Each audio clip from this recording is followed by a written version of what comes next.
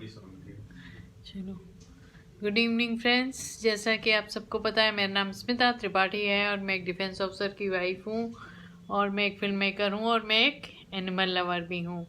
और मैं अभी डिफेंस सूत्रों से एक ब्रेकिंग न्यूज़ आई है जो पता चला है कि अभी एक सुरंग डिस्कवर हुई है।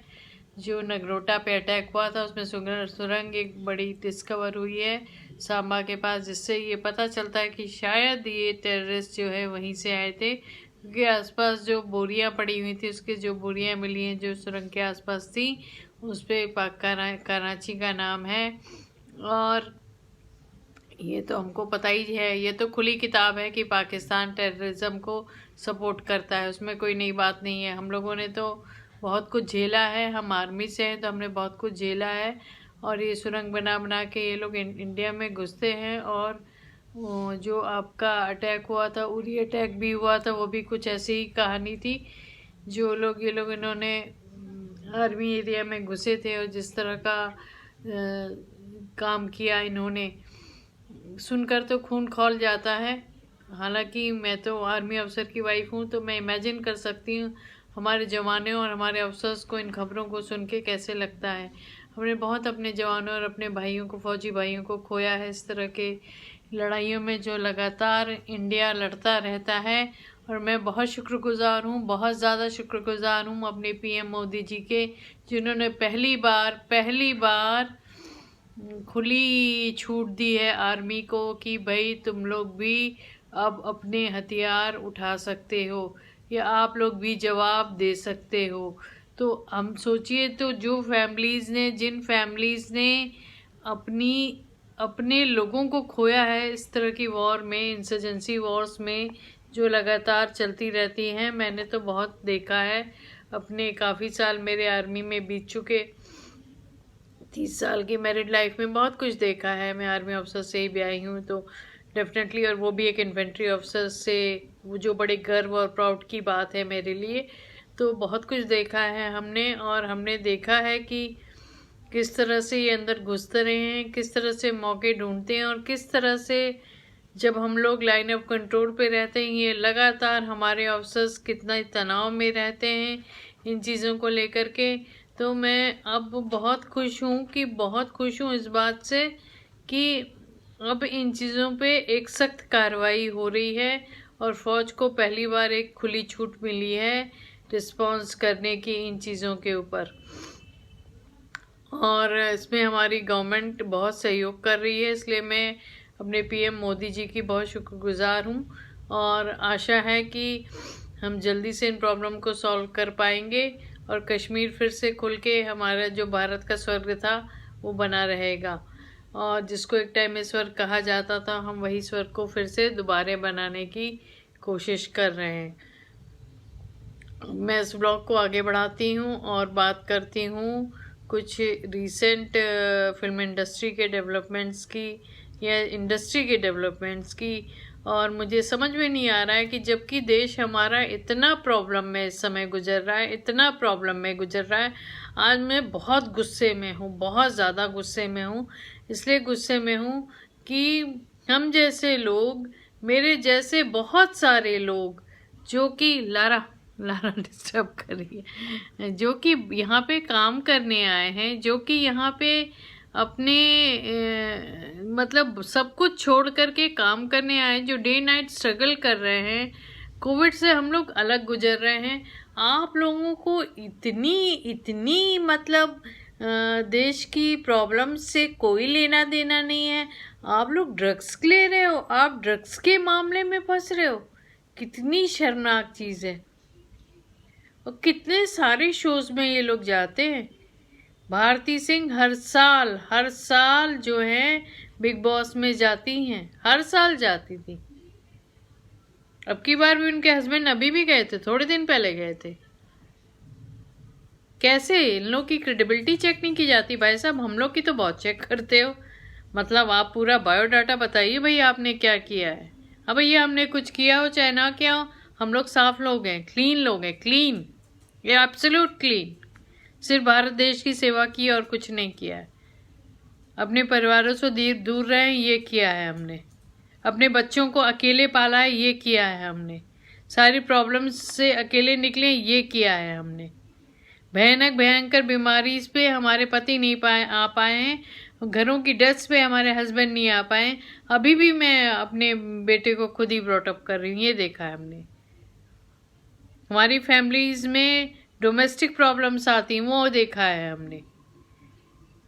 हमारे बच्चे को हम अकेले बड़ा करते हैं, वो 10 बार पूछता है पापा कहाँ हैं, पापा कहाँ हैं। जब वो छोटे होते हैं इसका जवाब हम देते हैं। ये है हमारी क्रेडिबिलिटी। तुम्हारी क्या है? तुम्हारी क्या क्रेडिबिलिटी है भैया? लेडी हूं इसलिए गाली नहीं दे सकती, नहीं तो मन करता है कि 4 गालियां तुम्हारे मुंह पे अभी सुनाऊं। तुम्हारी क्या क्रेडिबिलिटी है? मैं एक संभ्रांत परिवार की औरत हूं तो संभ्रांत तरीके से ही बात करूंगी। हालांकि आप डिजर्व नहीं करते आप लोगों से संभ्रांत तरीके से बात किया जाए। आप लोग पूरा फिल्म इंडस्ट्री का नाम खराब कर रहे हो,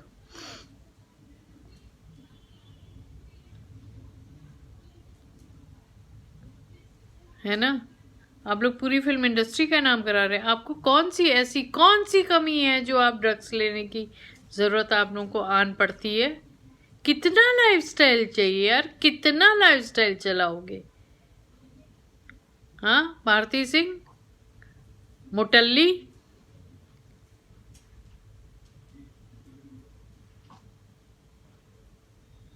मैंने आपकी बॉडी शेपिंग पे मैं मजाक नहीं उड़ा रही। हमें कोई प्रॉब्लम नहीं है। कोई आदमी इंसान मोटा है, पतला है, लंबा है, छोटा है। हम तो फौजी लोग हैं, हम तो कभी ये हम कास्ट उसकी बात ही नहीं करते। इसीलिए मुझे उन चीज लोगों पे बहुत गुस्सा आया था जिन्होंने दिवाली पे दुनिया भर के तमाशे किए कि पटाखे क्यों ना फोड़े, पटाखे क्यों ना फोड़े। अरे भैया इसलिए नहीं फोड़ो क्योंकि कोविड वालों को परेशानी हो रही है, कोविड पेशेंट्स को, और जो है वो जानवरों को प्रॉब्लम होती है। पटाखा फोड़ो के चक्कर में कर दिया ना सब जगह फिर से लॉकडाउन, है ना? दिल्ली में भयानक भयानक डाटास दिखाऊं तो दिल्ली में एक दिन में 30 से 40 डेथ्स हो रही हैं। तुम्हारे अपनों की नहीं हो रही है ना? हमने अपने खोए, तुम्हारे अपनों की नहीं हो रही है ना? इसलिए तुम लोग को समझ में नहीं आती ये बातें। इसलिए नहीं समझ में आता पॉल्यूशन कितना नुकसान कर रहा है। क्यों लोगों की मार रहे हो यार? लॉकडाउन होगा, लोगों को काम नहीं मिलेगा, ठीक है, हमारे आपके घर चल जाते। बाकी जो रोड पे लोग हैं बेचारे, उनके क्या? रेडी वाले क्या? हमारे वेजेस वाले भाइयों का क्या? फिल्में नहीं बनेंगी, उनका क्या होगा? हम अपने लिए फिल्में बनाते हैं, हम उनके लिए फिल्में बनाते हैं। मेरे पास जब 4 लोग आते हैं कि मैडम कोई काम मिलेगा क्या, हालांकि मैं खुद ही आजकल काम ढूंढ रही हूँ, ये स्टेटस हो गया, तो मैं उनसे कहती हूँ कि नहीं मैं करूंगी कुछ। मैं उनको क्या जवाब दूं?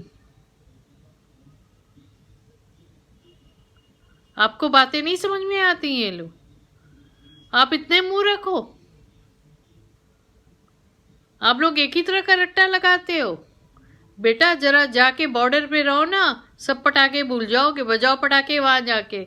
बहुत पटाखे बजाने का शौक है ना तुम लोग को, जाओ पटाखे बजाओ। ब्लडी मतलब अकल की इतनी कमी है, क्या बोला जाए। लोग छठ की पूजा कर रहे हैं, मतलब ठीक है, मैं किसी भी भावना को छेड़ना नहीं चाहती, चाहे छठ हो, चाहे दिवाली हो, चाहे ईद हो। मेरे लिए सब त्योहार, गणपति हो, गणपति जी मैं बैठाती हूँ। मैं किसी भी महाराष्ट्र से ज़्यादा तरीके और रीति रिवाज से बैठाती हूँ। हम लोग रीति रिवाज को निभाने वाले लोग हैं। मुझे कोई शर्म नहीं आती कि मैं मिसेस स्मिता त्रिपाठी हूँ ये बताते ही में। मुझे ये ज़रूरत नहीं पड़ती, आइडेंटिटी क्राइसिस नहीं है मुझे कि मैं लगाऊं मिसेस स्मिता त्रिपाठी मिश्रा। पहले भी मेरा सरनेम क्या था वो भी मुझे बताना जरूरी नहीं। I am proud to take up my husband surname, I am really very proud of that. मेरे हस्बैंड ने मुझे स्मिता त्रिपाठी बोलना सिखाया, नहीं तो मैं मिसेस स्मिता त्रिपाठी बोला करती थी अपने को, और मुझे उस पर भी बहुत प्राउड था और है और रहेगा। क्योंकि फौजी तुम जैसे सी लोगों से बहुत ज्यादा सही होते हैं। जाओ ना, बॉर्डर पे जाओ, देश के लिए जान दो, जाओ टेररिस्ट के पीछे रात रात भर भागो, बिना खाए पेट फैमिली से दूर रात रात भर भागो, है ना। इतना ही घूमने का शौक है। लोग दिवाली शॉपिंग कर रहे थे, माय गॉड। लोगों ने घूम घूम के छोटी चीजें दिवाली की खरीदी हैं, जबकि ऑनलाइन शॉपिंग में सब मिल रहा है। मैंने भी 1 या 2 लोगों से करी। मैं निकली 1 घंटे भर के लिए, मैंने रोड साइड वाले भैया लोगों से या बहनों से दिए और रंगोली इसलिए खरीदी कि उनके घर में खाना जाए, पेट भरे उनका। मेरा आपको पता है हाफ एरिया पैरालाइज है। मैं आजकल रेगुलर एक्सरसाइज और थोड़ा फिटनेस पे ध्यान कर रही हूँ, तो मैं रंगोली बार बार उठ के नहीं बना सकती, या बैठने मुझे प्रॉब्लम है। फिर भी मैंने खरीदी इसलिए कि उनका घर चले, उनका घर चले। और आपका घर कैसे चल रहा है भैया? ड्रग्स से? वाह जी वाह, है ना भारती सिंह।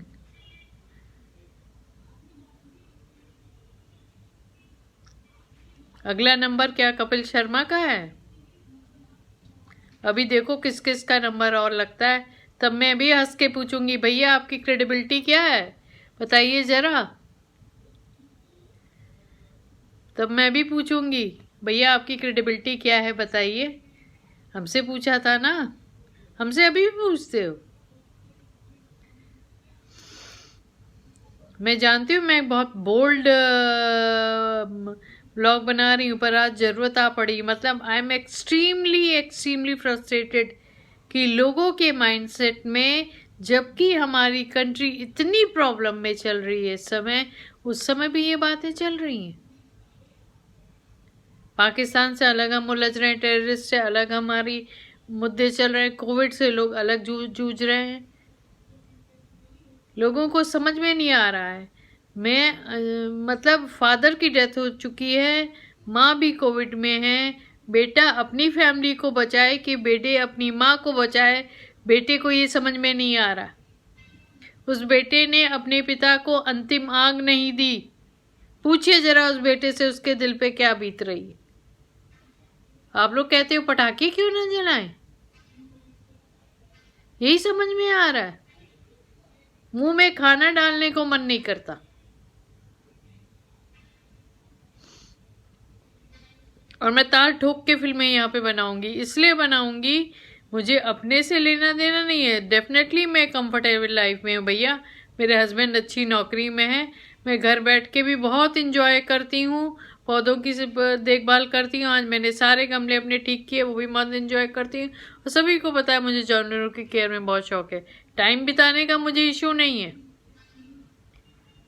कि मेरे लिए टाइम बिताना कोई इशू है, कोई प्रॉब्लम है। मैं हाथ जोड़ जोड़ के कहूँ भैया मेरी फिल्म देख लो, भैया मेरी फिल्म देख लो, ना भाई ना, वो मैं नहीं करूँगी। हाथ जोड़ जोड़ के आपसे बात नहीं करूँगी। आप पटाखे जलाओ और ड्रग्स वालों को सपोर्ट करें। आई एम सरप्राइज्ड कि ऐसे लोगों को शोज में आना कैसे अलाउ हो रहा था। क्या इनकी क्रेडिबिलिटी नहीं चेक होती थी? क्या इन शोज को मतलब नहीं है कि उसके घर से कल को ड्रग पकड़ा जाएगा तो शो की क्रेडिबिलिटी खराब होगी? नहीं भैया, ब्रेकिंग न्यूज मिलेगी।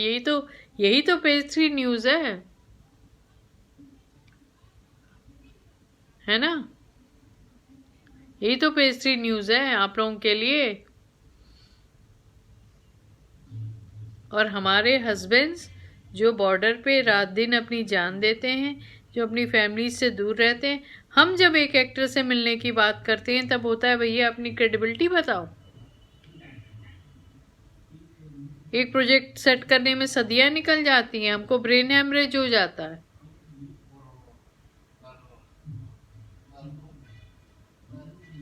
अरे भैया अब तो सुधर जाओ, कुछ तो सुधर जाओ। कितनी बेइज्जती करवाओगे यार तुम लोग, कितनी बेइज्जती करवाओगे। क्या उदाहरण हम बाकी कंट्रीज को देंगे? पाकिस्तान में पैदा हुए होते ना, अकल ठिकाने आ गई होती। अभी तक सब अकल ठिकाने आ गई होती। इंडिया में पैदा हुए हो ना, इंडिया में टॉलरेंस लेवल बहुत तगड़ा है। और हम फौजियों की आदत होती है हम सबको माफ़ कर देते। फौजियों की आदत यही होती है भाई साहब। जो रगड़े मैंने 2011 से 2020 तक बॉलीवुड में लगाए हैं ना, वो मुझे ही पता है, मुझे उसको डिस्क्राइब नहीं करना है। और अभी तक डट के खड़ी हूँ और खड़ी रहूँगी और बना के दिखाऊंगी यहाँ फिल्में। मेरे बैनर का नाम है सिक्स सेंस सिनेविजन। खुल के बता रही हूँ, बना के दिखाऊंगी यहाँ फिल्में।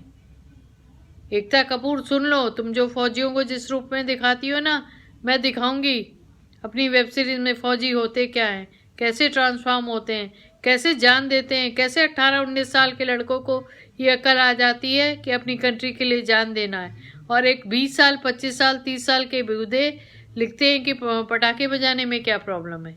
ये मैच्योरिटी लेवल डिफरेंस है, ये मैच्योरिटी लेवल डिफरेंस है। एक जनी बैठी, मतलब इतना टाइम है, इतनी कंफर्ट जोन में लाइफ है कि ड्रग्स लेने की पूरी घर में ड्रग्स पकड़े जा रहे हैं। लॉ एंड ऑर्डर का मजाक है, मतलब लॉ एंड ऑर्डर की कोई वैल्यू ही नहीं है भैया। सिटीज़ को आर्मी को थमा दो, 2 मिनट में सुधार देगी। बॉलीवुड को आर्मी को थमा दो, 2 मिनट में सुधर जाएगी। पूरी बॉलीवुड सुधर जाएगी। आर्मी की फिल्में करने से आर्मी नहीं हो जाती है। हमारे जवानों को हम बधाई देते हैं, उससे बोलने से नहीं हो जाता, दिल से होता है, दिल से होता है। दिल तो जीरो है।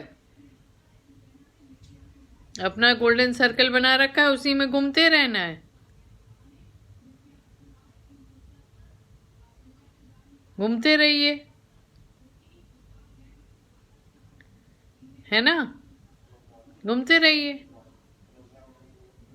और बदनामी करती रहिए बॉलीवुड को।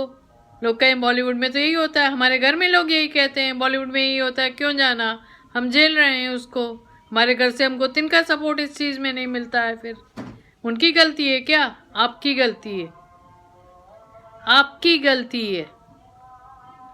क्यों अच्छे लोग सपोर्ट करें फिर बॉलीवुड को? क्यों कायदे के लोग यहाँ पैसा डालें? हमारे लिए तो आपने रास्ते और कठिन कर दिए ना। आपको तो मिल जाएगा काम, क्योंकि आप तो उस गैंग और सर्कल के हो भैया। आपसे ना कोई टैलेंट पूछेगा। भारती सिंह एक नंबर की भैंस। अरे राजू जी भी तो है ना, मैं तो उनको शुरू से सुनती आई हूँ। उनमें क्या किसी टैलेंट की कमी है जो उनको राइज नहीं करने दिया आप लोगों ने? क्यों? क्योंकि वो सर्कल के पार्ट नहीं बनते हैं। कपिल शर्मा बहुत बड़े सेलिब्रिटी सडनली कैसे हो गए? हमको सब समझ में आता है बेटा, सब समझ में आता है। इतने बड़े बेवकूफ़ हम नहीं हैं, इतने बड़े बेवकूफ़ नहीं है। सब गोल्डन सर्कल का रिस्पॉन्स है।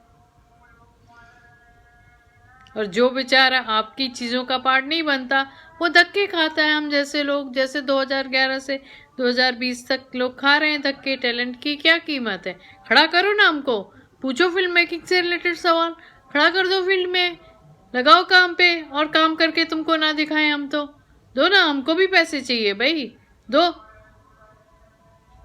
मुझे भी लोगों के पेट भरने, खाना खिलाना, मैं और काम करना चाहती हूँ, मैं जानवरों के लिए और काम करना चाहती हूँ। दो पैसे हमको, हमको भी सब कुछ करना आता है, फिर हमको काम क्यों नहीं देते? इसलिए नहीं देते क्योंकि आपको पता है कि हम वो काम नहीं करेंगे जो बाकी लोग करेंगे। बहुत लोग मजबूरी में करते हैं, बहुत लोग चॉइस से करना शुरू कर देते हैं। भैया मुझे आप लोगों के सर्कल का पार्ट नहीं बनना, और उसके बिना मैं यहाँ बन प्रोजेक्ट्स और फिल्में खड़ा करके दिखाऊंगी। ये मैं आज खुला चैलेंज दे रही हूँ। रोक सको तो रोक लो मुझे, हिम्मत है तो रोक के दिखाओ। हम फौजियों को क्या रोक पाओगे आप लोग? सारा मजाक बना के रखा है हमारा। हमारे को नाच नाच चक्कर गिन्नी की तरह हम घूमते रहते हैं, सिर्फ इसके लिए कि भैया एक बार एक्टर मिल ले, जी फिल्म रिलीज हो जाए, जी स्टूडियो आ जाए, और पता चल रहा है यहाँ पे तो भैया कुछ और ही खेल चल रहे हैं। मजाक बना रखा है कि आदमी कोविड से बचे, कि इससे बचे, कि क्या करे, कि बॉर्डर पे दुनिया भर की प्लानिंग होती रहती है उससे बचे, कि अपने बेचारे लोग अपने घरों को कैसे चलाएं, अपनों को कैसे आग दें, लोगों के लिए ये प्रॉब्लम है। और इस मोमेंट में भी ये लोग बॉलीवुड वाले ये हरकत कर रहे हैं, ये हरकत कर रहे हैं। आर्मी ने इतना बड़ा काम किया अभी नगरोटा में जो किया, salute to them, salute to them. आपको पता है इस कंडीशन में भी घर को छोड़ के अपने इस तरह से इंसर्जेंसी में काम करना, भैया उरी नहीं बना रहे हो, फिल्म नहीं बना रहे हो, हकीकत में करना पड़ता है। जरा एक बार करके देखो, फटके हाथ में आ जाएगी, फटके हाथ में आ जाएगी तुम्हारी। अरे उन लोगों का इतना आदर तो करो, उन फैमिलीज का इतना आदर तो करो एक्टर लोग, कि एक बार उनको मिल लो, उनको रिस्पॉन्स कर दो, उनके साथ भी काम कर दो, उनकी भी जरा मदद कर दो, उनसे जरा सा देख लो कि उनको काम आता है कि नहीं, कुछ कर सकते तो कर लो। अब बाढ़ में जाओ, नहीं कर पाओगे तो भी खड़े हो जाएंगे, बाढ़ में जाओ सब। अरे एक्टर किसने बनाया? हम लोगों ने बनाया, आपने फौज को नहीं बनाया। आपने क्या बनाया फौज को? आपने क्या बनाया फौज को? तुम लोग को तो हमने बनाया। It's clear you guys have lost the respect from the general public. You have lost the respect. I am just closing this vlog right now. मैं अब इस vlog को यहीं पे बंद करती हूँ। मेरा vlog आज कुछ एग्रेसिव था, पर कुछ लोग ये डिज़र्व करते हैं सुनना, इसलिए बुरा लगता है कि हमारी कंट्री कितनी चीज़ों से गुजरती है और कैसे लोग इस समय भी अपने को सेल्फ सर्कल्ड में घुमा करके इसी तरह के एंटरटेनमेंट में बिजी हैं, इसी तरह की गंदगियों में बिजी हैं। तो सुन करके और देख करके बहुत गुस्सा आता है। तो अपना सेफ रहिए, सुरक्षित रहिए। वंदे मातरम। जय हिंद।